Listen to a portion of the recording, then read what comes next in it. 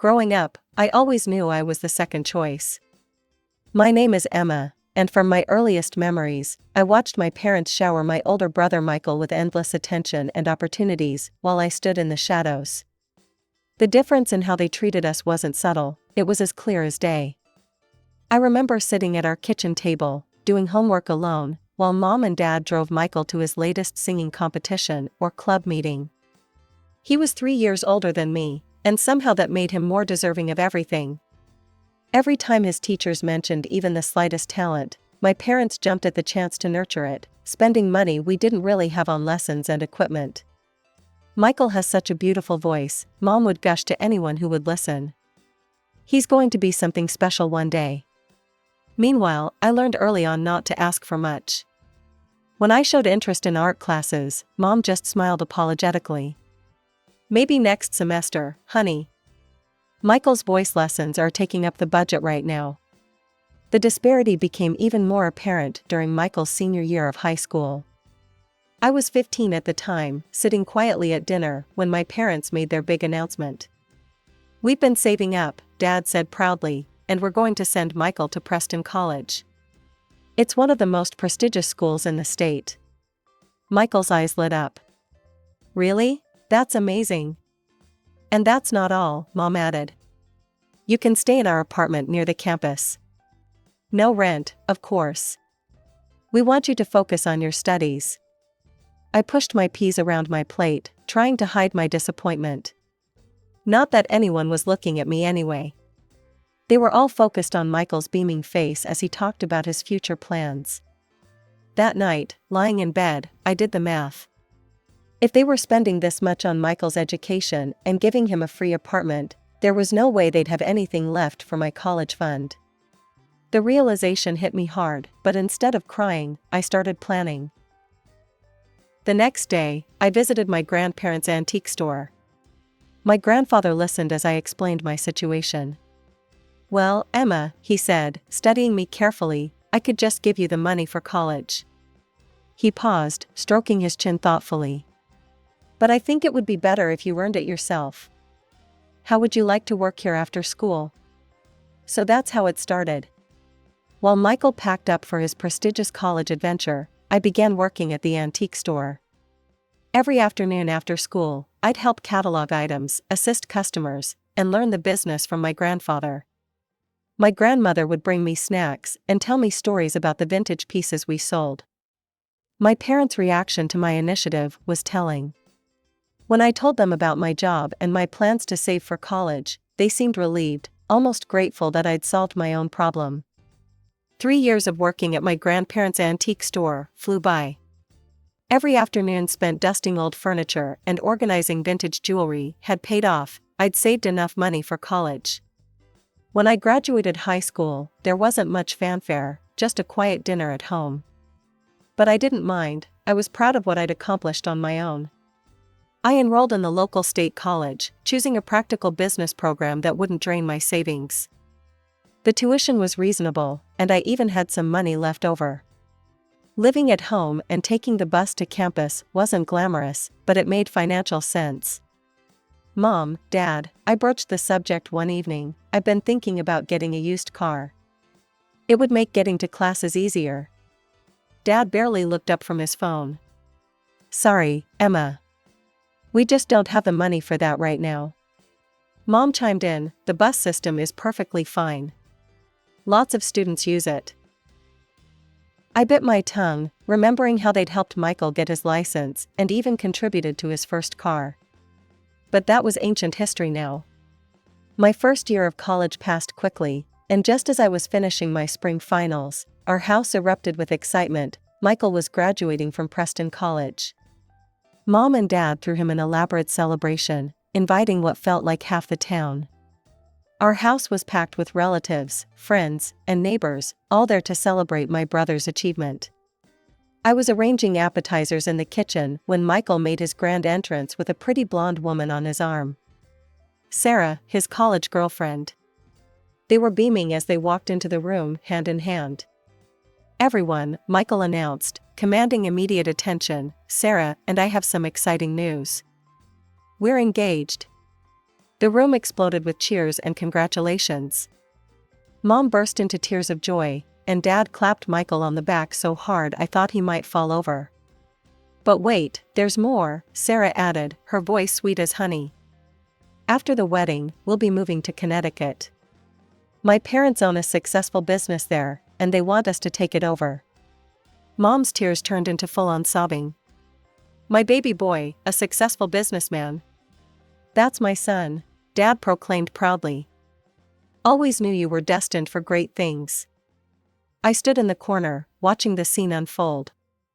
Nobody seemed to notice that I'd just finished my freshman year with a 4.0 GPA, or that I'd been working part-time at a local cafe while maintaining my studies.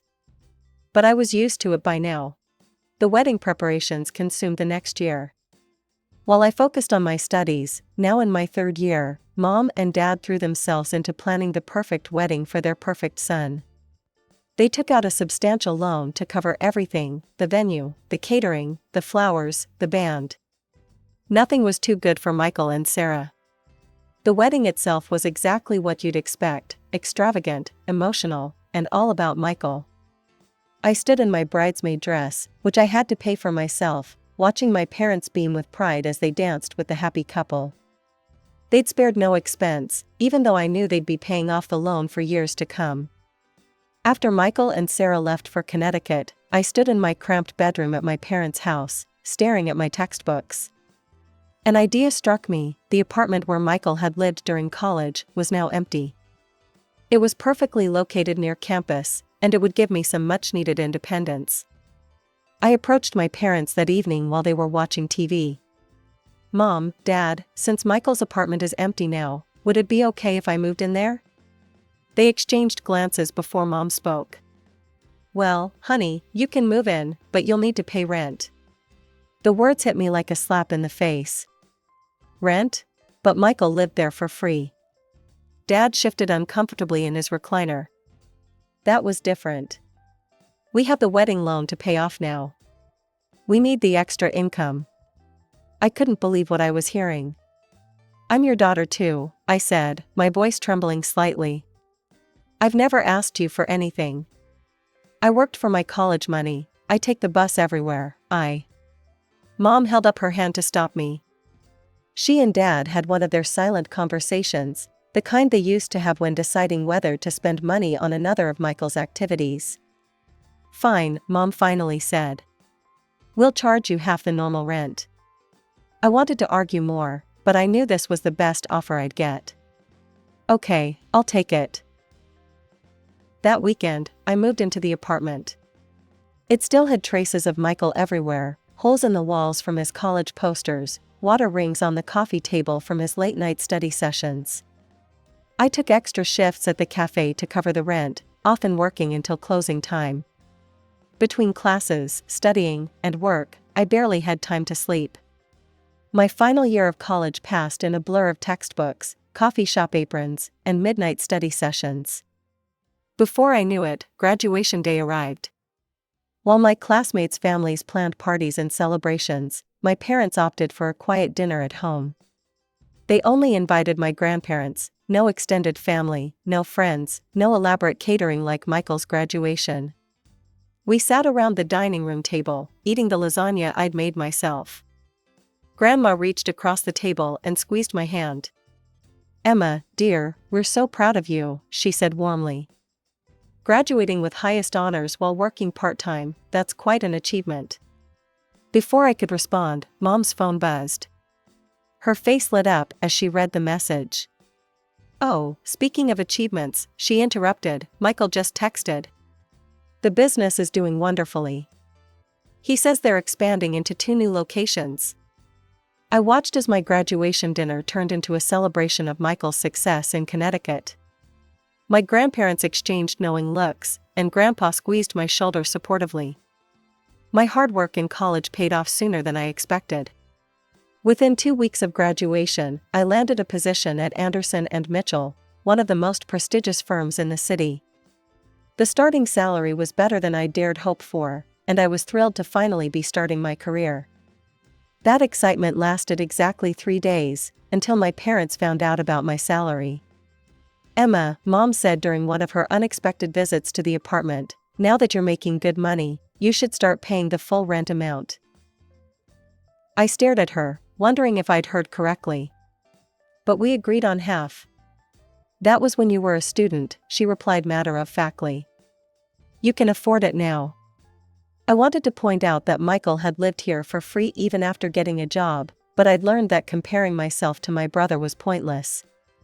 The apartment's location was perfect, just a 10-minute walk from my office, so I reluctantly agreed. Life fell into a routine. I threw myself into my work, determined to prove my worth at the company. Every month, like clockwork, Mom would call. Emma, dear, just reminding you about the rent. It's due on Friday. We're counting on that money. 3 years passed this way. I earned a significant promotion and raise, but I kept that information to myself. I'd learned my lesson. Any hint of financial success would just lead to more demands from my parents. Through their occasional updates, I heard that Michael and Sarah had a baby boy.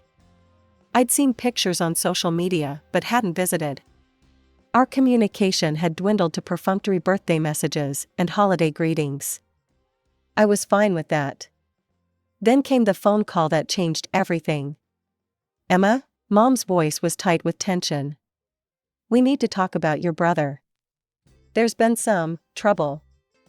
The business, well, it's gone bankrupt. He had a terrible fight with Sarah's parents. They're furious about how he managed things. They're not speaking anymore. I closed my eyes, already knowing where this was heading. He's coming back home, she continued. With Sarah and the baby. Oh, I said carefully. I assume he'll be staying with you and Dad? Actually, Mom paused. That apartment you're in is quite large. He'll be staying there. The phone nearly slipped from my hand. What? Mom, this is my home. I've been living here for years. Don't be dramatic, Emma. Your brother needs help. He doesn't have any money right now, so he'll stay there for free. You can keep paying the rent. That's absurd, I protested. If he's moving in, maybe I should just find my own place. Don't you dare, Mom's voice turned sharp. We need your rent money now more than ever. Michael's going through a rough time, you wouldn't want to make things harder for him, would you? I shook my head in disbelief and hung up without another word.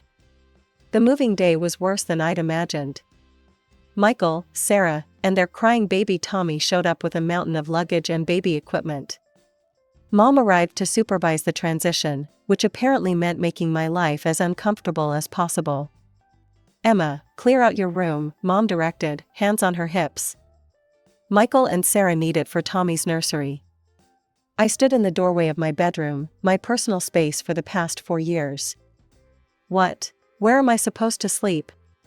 The living room has a perfectly good couch, she replied, already starting to move my things. You can't be serious. I pay rent here, full rent, and you're putting me on the couch. Mom's expression hardened. Don't be selfish, Emma. Your brother has a baby. Babies need proper rooms. So I watched helplessly as my bedroom was transformed into a nursery, complete with a crib, changing table, and all the other baby paraphernalia. My belongings were unceremoniously piled in a corner of the living room, which was now my bedroom. The next few weeks were a nightmare. Michael moped around the apartment all day, alternating between complaining about his in-laws and reminiscing about his glory days as a successful businessman. Sarah spent her time either crying or arguing with Michael about whose turn it was to change Tommy's diaper. The baby seemed to sense the tension and cried constantly. I'd come home from a long day at work to find dishes piled in the sink, toys scattered everywhere, and dirty laundry spilling out of the hamper. The first few times, I tried ignoring the mess, but the dirty dishes attracted ants, and the clutter made it impossible to relax in what was now my bedroom. So I cleaned, I cooked, I did laundry. And every meal I prepared mysteriously disappeared before I could eat it. One evening, after a particularly frustrating day at work, I decided to extend an olive branch. Michael, I said, trying to keep my voice neutral, we actually have some openings at my company. I could put in a good word for you with HR. The benefits are great, and the starting salary is decent. Michael looked up from his phone, his face twisting with indignation. An entry-level position? Are you kidding me? I'm a businessman, Emma, I don't do entry-level. I need an executive position, something worthy of my experience. Your experience running a business into the ground? The words slipped out before I could stop them. Michael's face turned red. You don't know anything about what happened. That was my in-laws' fault. They set me up to fail. He stormed off to his room, my old room, leaving me standing there, wondering how much longer I could live like this. 3 months into our forced cohabitation, I sat at my kitchen table, now covered in Tommy's dried baby food and Sarah's coffee rings, reviewing my bank statements. The numbers didn't lie, my expenses had nearly doubled since Michael and his family moved in. That was the final push I needed to call my parents. I rehearsed what I would say, determined to remain calm and rational. The phone conversation went about as well as expected. Mom, Dad, we need to talk about the living situation, I began. Michael and Sarah aren't contributing anything to the household expenses. They're eating all my food, using utilities I pay for, and... Emma, Mom cut me off, her voice sharp. I can't believe how selfish you're being. Your brother lost everything. His in-laws betrayed him. He has a baby to take care of. Dad's voice joined in from the background. You should be grateful you're in a position to help family. But that's just it, I pressed on. I'm not just helping, I'm carrying the entire financial burden. They don't buy groceries, they don't. Enough, Mom snapped. Your brother is going through a difficult time. This isn't forever.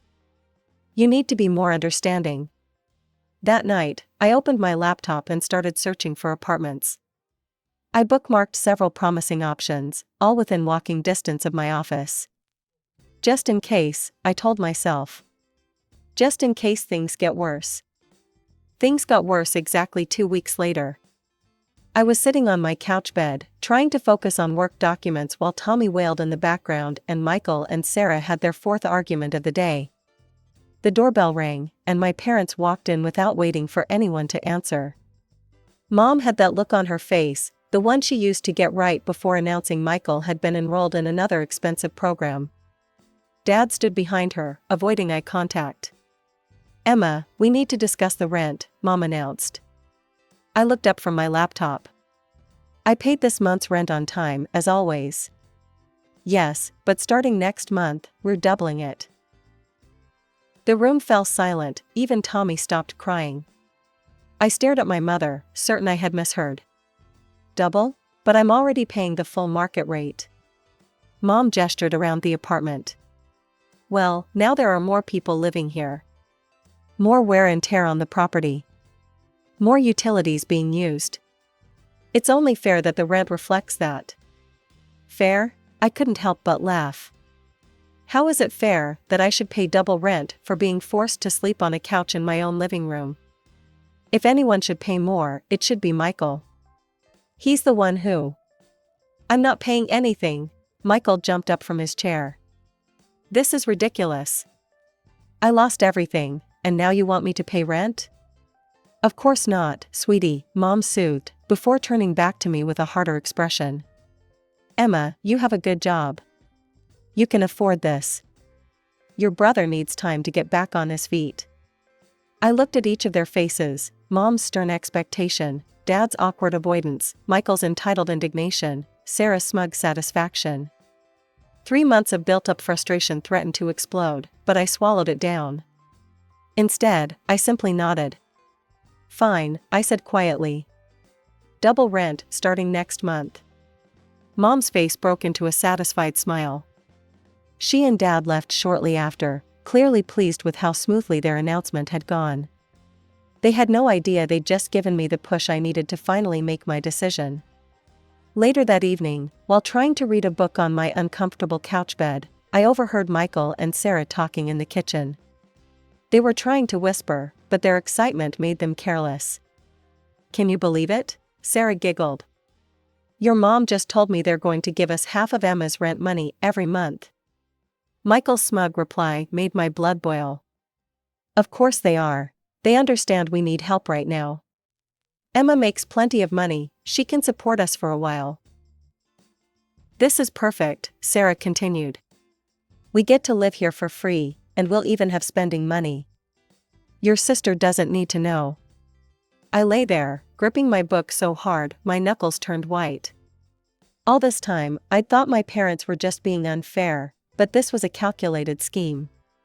They weren't just enabling Michael, they were actively planning to use me to fund his laziness. I grabbed my laptop and pulled up the apartment listings I'd bookmarked. One caught my eye, a modern one-bedroom in a quiet building, actually closer to my office than the current apartment. The rent was exactly what I'd been paying before the proposed increase. I called the number immediately, trying to keep my voice down. Hi, I'm interested in the apartment on Cedar Street. Yes, I could come see it right now if that's possible. Perfect, I'll be there in 15 minutes. The apartment was everything I hoped for, clean, quiet, and Michael-free. I signed the lease on the spot and paid the security deposit with my emergency savings. Back at the apartment, I waited until everyone was asleep before quietly packing my essential belongings into 2 large suitcases. I left my furniture, it wasn't worth the hassle, and I could buy new pieces that didn't have memories of this mess attached to them.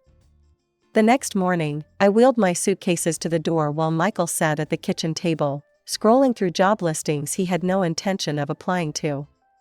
Going somewhere? He asked, barely looking up. Month-long business trip, I lied smoothly. Big project in our Cincinnati office. He just grunted, already uninterested. I moved into my new apartment that evening, ordering takeout and sitting on the floor of my empty living room. The silence was beautiful. No crying baby, no arguing couple, no guilt-tripping parents. Just peace. For the next month, I lived quietly in my new home. I bought a comfortable bed, a cozy couch that wasn't a bed, and kitchen supplies that only I would use. I cooked meals that stayed in my refrigerator until I ate them. I slept through the night without being awakened by Tommy's crying. Then, right on schedule, my phone rang with my mother's number. Emma, she snapped without preamble, why haven't you sent the full rent payment? We agreed on double, remember? I couldn't help but laugh. Actually, Mom, I know all about your little arrangement with Michael and Sarah. Were you planning to tell me that half my rent money was going straight into their pockets? That's none of your business. Your brother needs. No, Mom, I interrupted, still chuckling. What my brother needs is to grow up and take responsibility for once in his life. I've moved out, found my own place. The apartment is all yours and Michael's now. You what? She screeched. You can't do this. We need that rent money. Well, I'm sure Michael will step up and start paying rent now that he's had time to get back on his feet. I can't wait to see how that works out for you. There was a moment of silence on the phone after my declaration. I could almost hear the gears turning in my mother's head as reality finally sank in. Their reliable source of income was gone, and all they had left was their unemployed son who had never paid a bill in his life. Emma, sweetie, Mom's voice suddenly turned sugary sweet, a tone I recognized from childhood when she wanted something. Let's not be hasty. We can work something out. What if we go back to the original rent amount? That was fair, wasn't it? I settled deeper into my new couch, the one I'd picked out myself, in my own apartment, where no one could kick me out of my bedroom. No, Mom, that's not going to happen. But Emma, we're family. You can't just. Family? I interrupted. Is that what you call it when you scheme behind my back to funnel my money to Michael? When you kick me out of my own bedroom while I'm paying all the bills? When you've spent my entire life treating me like an ATM while treating Michael like royalty? That's not fair. We've always. Goodbye, Mom. I hung up the phone and blocked their numbers. That was 6 months ago. My grandparents keep me updated on the situation, though I never ask, they just know I need to hear it, need to know I made the right choice. According to them, Michael, Sarah, and Tommy are still living in the apartment. They haven't paid a single month's rent. Mom and Dad are covering all the utilities, plus giving them spending money because the baby needs things. My brother still hasn't found a job. Apparently, there just aren't enough executive positions available for failed businessmen with a track record of bankruptcy. My new life is peaceful. I got another promotion at work, bought myself a car, and started taking evening classes for my MBA.